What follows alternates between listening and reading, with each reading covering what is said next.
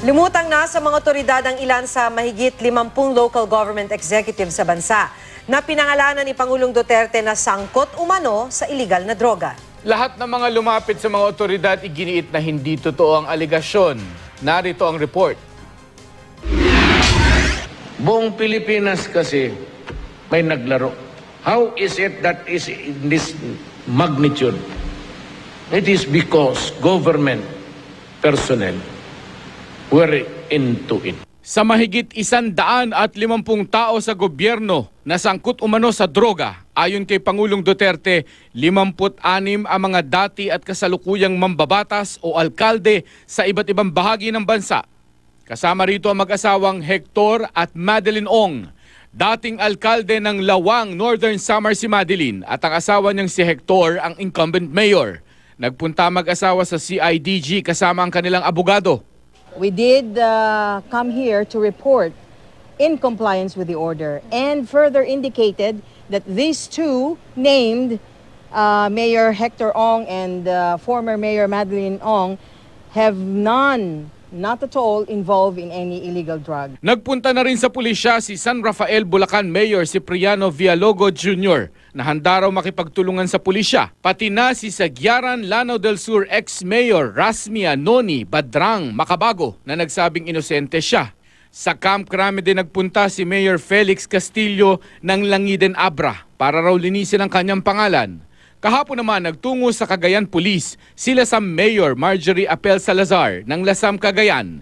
Mariinding itinanggi ni dating San Pablo Laguna Mayor Vicente Amante na sangkot siya sa droga. Sa Facebook naman naglabas ng pahayag si Mabalacat Pampanga Mayor Marino Morales. Handa raw siyang patunayang inosente siya. Kasama rin sa mga nabanggit ng Pangulo si dating Mayor Jose Miranda ng Santiago City, Isabela. Sabi ng anak niyang si Joel, taong 2004 pa raw nilang tinalikuran ng politika. Nakakulong daw ang nakatatandang Miranda mula pa noong 2014. Si Iloilo City Mayor Jed Mabilog itinanggi ang aligasyon.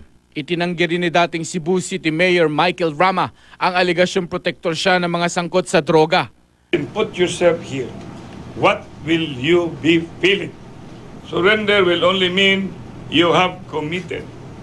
But if you're mentioned and there is no conclusion and there is even possibility it's a mistake, I will offer myself. Nagtaka naman daw si Basay Negros Oriental Mayor Beda Kanyamake sa pagkakadawit sa kanya, gayong nilalabanan niya raw ang droga sa kanyang bayan. Sa Maguindanao, humarap sa Provincial Police sina Talitay Mayor Montaser Sabal at kapatid na si Talitay Vice Mayor Abdul Wahab Sabal. Sina Datu Montawal, Mayor Vicman Montawal at ama nitong si Vice Mayor Otto Montawal iginitong wala silang alam sa issue. Sina Datu Saudi Ampatuan Mayor Samsudin Dimaukom at asawang si Vice Mayor Anida Dimaukom. Inosente rin daw sila. Lumutang din si Datu Salibo Mayor Norodin Salasal na handa raw sa investigasyon at Ampatuan Mayor Rasul Sangki. Lumapit na sa pulisya noong Huwebes bago pa man ang anunsyo ni Pangulo. Humarap na rin sa pulisya sina Guillermo Romarate Jr. na dating kinatawan ng Surigao del Norte 2nd District, si Jesse Aguilera na dating alkalde ng bayan ng Alegria. Gusto naman daw ni dating Marawi City Mayor Fahad Salik na paimbestigahan kung bakit siya kasama sa listahan. Nauna nang sumuko sina Albuera Mayor Rolando Espinosa Sr., dating Marantao Lanao del Sur Mayor Muhammad Ali Abinal, at kasalukuyang maging Mayor Mamaulan Abinal Molok. Sinubukan namin kunan ng pahayag ang iba pang binanggit ng Pangulo, kabilang na si dating Labangan Zamboanga del Sur Mayor Abubakar Abdur Karim alias Afdal.